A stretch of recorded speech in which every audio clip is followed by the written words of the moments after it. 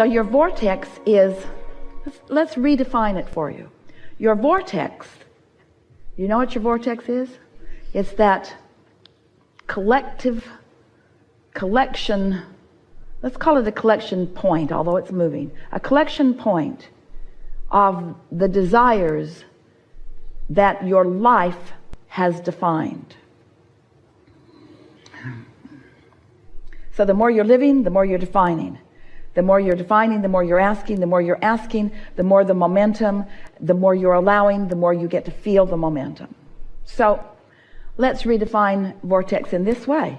Your vortex has huge momentum because you launched the rockets and they flow in a non-resistant way.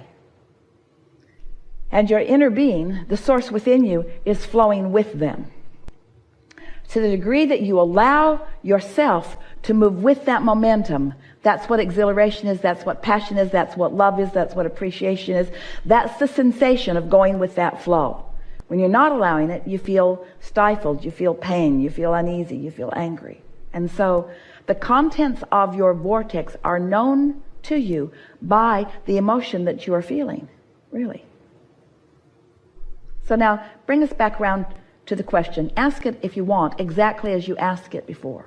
And let's see what happens with it now. Is there any time when it is useful to say what a person has in their vortex and what they will experience while here on planet Earth? I've heard you say you know us individually. So do you now get it that you're putting the stuff in on a daily basis?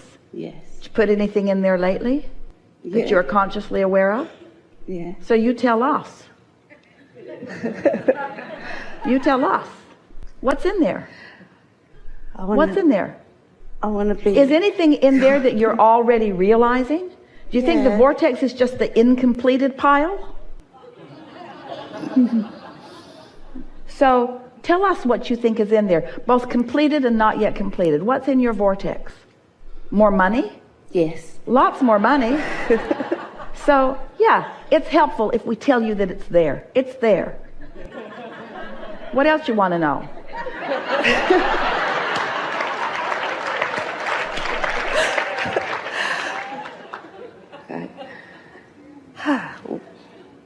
Will I have more good feelings and the thoughts come in as I become more vibrationally? Well, yes, happy? all of that's in the vortex.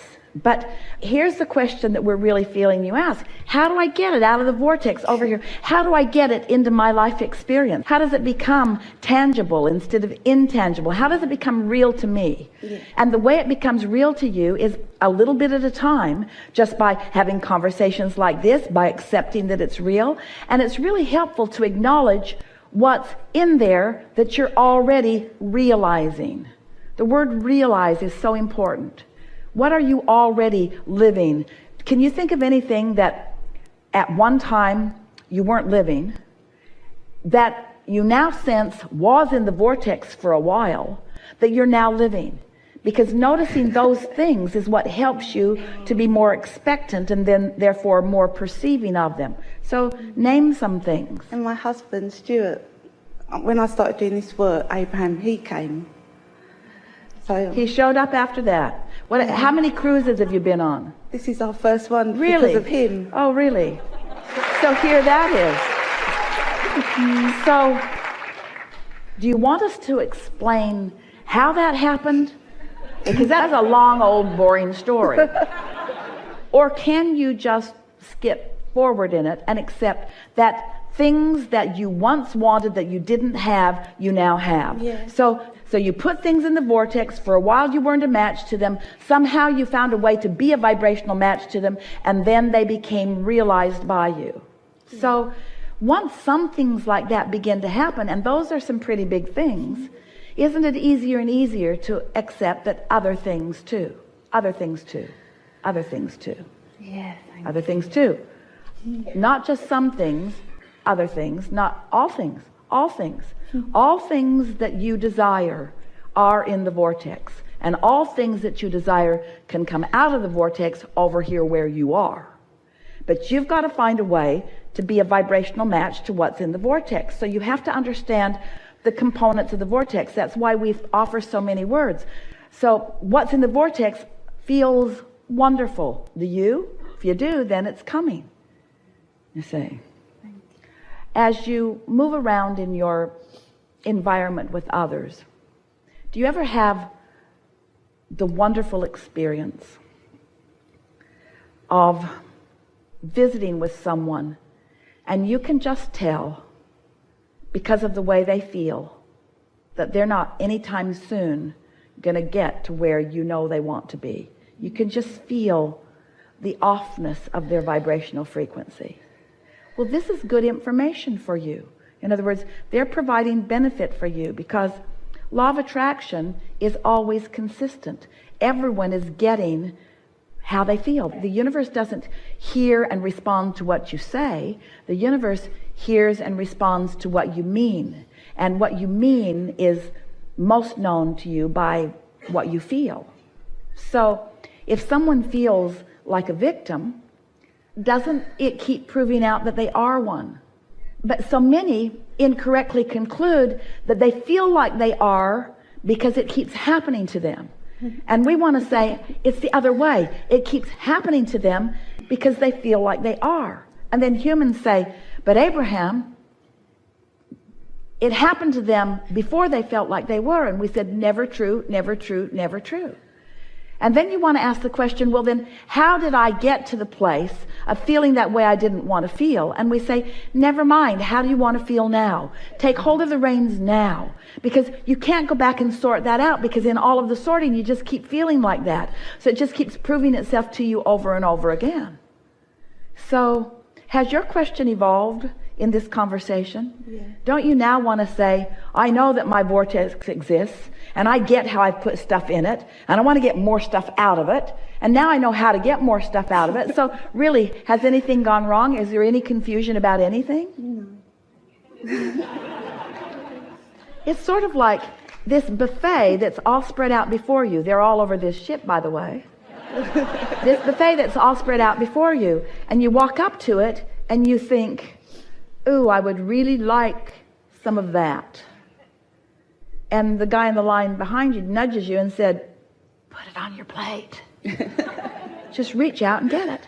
Just reach out and get it. It really is that simple.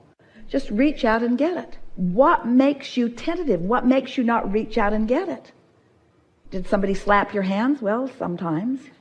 But what makes you not reach out? What makes you reluctant to reach out and just take everything that is meaningful to you? That's really worth thinking about. What's got you all blocked up on that? Well, I don't want to take more than my fair share. There's lots more where that came from. Don't worry about that. There's lots more. There's an infinite stream. In other words, how did you get convinced that there was shortage? Because other people who believed in shortage sort of trained you into believing that there's shortage. But let the universe show you the way it really is. Stop replaying those incorrect messages that you heard from others and just reach out. Just reach out and see what happens. Just expect a little more for yourself if you can. And watch the floodgates open. Because your vortex, if you really want to know what's in there, is so abundant. It would take more than the hours of this forum have to describe to you in satisfying detail what's in there. Don't make us do that. There's so much that is in there.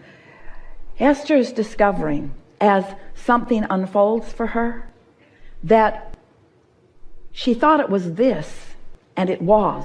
But it was also that and that and that and that and that and that and that and that and that and that. And she wasn't thinking about until it happened. The manifestations of things are meant to feel like the rewarding manifestations of all of the stuff that you've been putting there, and they are. In other words, we love it when you allow things to manifest, because they confirm a number of things. They confirm what you have incrementally been putting in your vortex. They confirm how law of attraction's been bringing the things, the components together to make them even bigger and more than you could have even conceived of. They confirm your worthiness, your ability to find vibrational alignment with them. In other words, these manifestations are so satisfying to you because they are so confirming of all of the things that you know, that you often feel resonance with as we speak these words to you. But if you can let go of being hung up on needing the manifestation in order to feel that way, and you can begin feeling some of those things pre-manifestation, oh, it's like priming the pump. And once the things begin manifesting and you start accepting the worthiness of your being, and you start acknowledging that what your real work is to sift and sort and decide, oh, that's the hard part. Really, the easy part's putting it in the vortex. It just naturally goes there. And the easy part's getting out of the vortex. Really it is, because all you got to do is chill out and some of it will come out. The hardest part is the defining of what you want. And oh, you've done enough of that to keep you busy for 20 or 30 lifetimes. So there's nothing hard about any of this, is there? No. You feel clear about it now, don't you? Yeah, I do. Thank you. Really good. Thank you so much. Really good.